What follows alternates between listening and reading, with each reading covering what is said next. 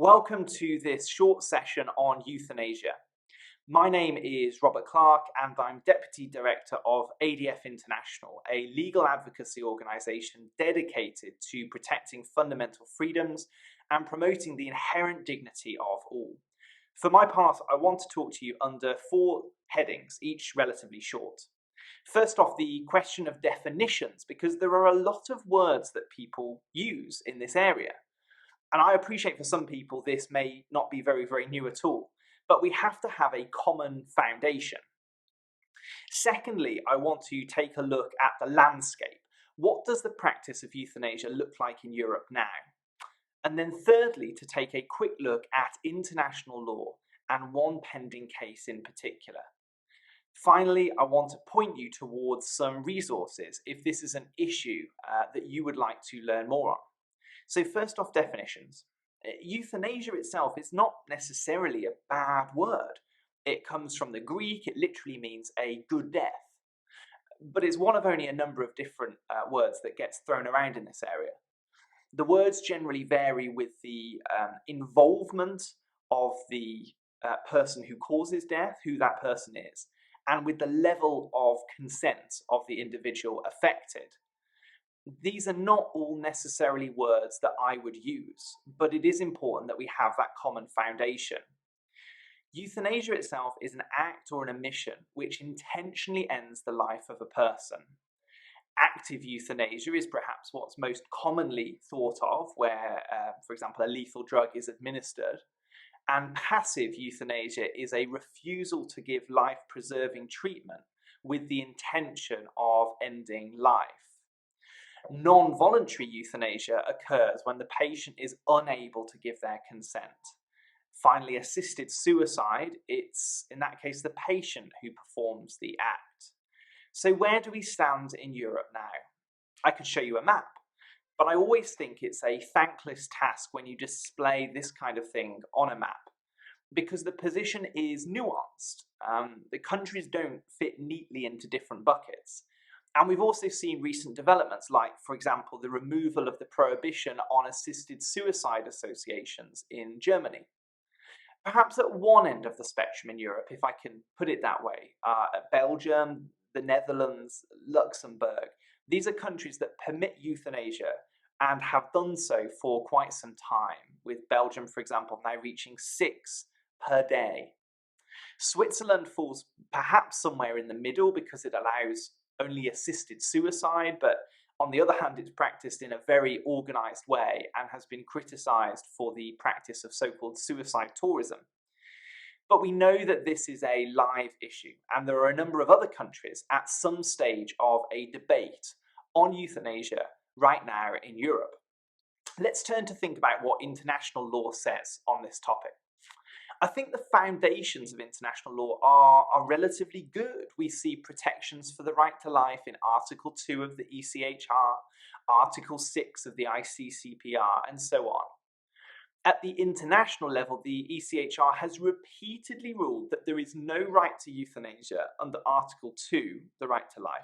Such a right would be diametrically opposed to that right to life.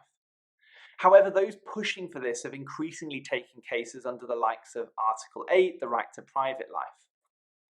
One case that we at ADF International are involved in is the case of Tom Mortier.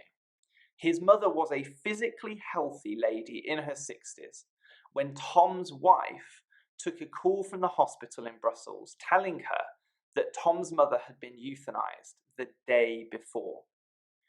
She'd been struggling with depression for many years and had recently come out of a romantic relationship. Now, depression is by its nature an episodic illness. There are better days and there are worse days. How could someone struggling with depression be able to bypass their regular doctor and obtain euthanasia from someone with no known mental health qualifications? And yet, that's what happened. As Tom looked into things, it got worse. Searching for answers, he found himself blocked at every step. He was refused access to the form approving his mother's euthanasia. His legal complaint was initially lost by the prosecutor. Requests for updates were then blocked on the grounds of the confidentiality of the process. It was only when he filed a complaint at the European Court of Human Rights that we were able to get any information out of the authorities in what they sent to the court. They said the case should not be considered because they were still investigating, and so the European Court declined to accept the case at that point. The case continued, but not too much later, Tom did get a letter from the prosecutor. The letter contained a single sentence telling him that the case would not be continued due to an insufficiency of evidence. That was the outcome, a single sentence, of an investigation which had taken apparently 7 years. The case again moved back to the European Court, where we have made 3 complaints. Firstly, under Article 2, that Belgium has an obligation to protect Tom's mother's right to life, and that's particularly so for people known to be vulnerable. We say that Belgium has failed to protect the vulnerable. A complaint under Article 8, this protects Tom's right to family life, which was torn apart by this sudden euthanasia. And finally, under Article 13, the right to an effective remedy, because Tom was thwarted at every turn by the Belgian authorities. He was denied documents. He was denied updates. Moreover, the doctor who performed the euthanasia sits as the co-chair of the committee which reviews and approves euthanasia cases after the event. So this time, the case was communicated by the court to the Belgian authorities. The majority of cases are dismissed before they reach that stage, and even more significantly, it's the first case like this to have been accepted. There have been other euthanasia cases dealt with at the European Court, but they've all been in the context of trying to seek more euthanasia in the UK, in Germany, in Switzerland. So the case is now progressing through, and we are in the process of filing final written arguments. Tom's story should be a warning to us all, because he didn't start off as someone who was against euthanasia. If you'd have asked him some years ago, he probably would have said that he hadn't thought that much about it. It was something that didn't affect him. And so I encourage you to talk about this in your context, because it shows so many aspects of the way that vulnerable people are exposed to danger when these laws are brought in. In every jurisdiction that has legalized euthanasia, it is a fact that the numbers trend upwards, significantly so, and the types of cases which qualify are forced wide open. What's initially proposed as a rare exception, in fact, becomes very, very common indeed. At ADF International, we've launched a global campaign to affirm dignity and end euthanasia.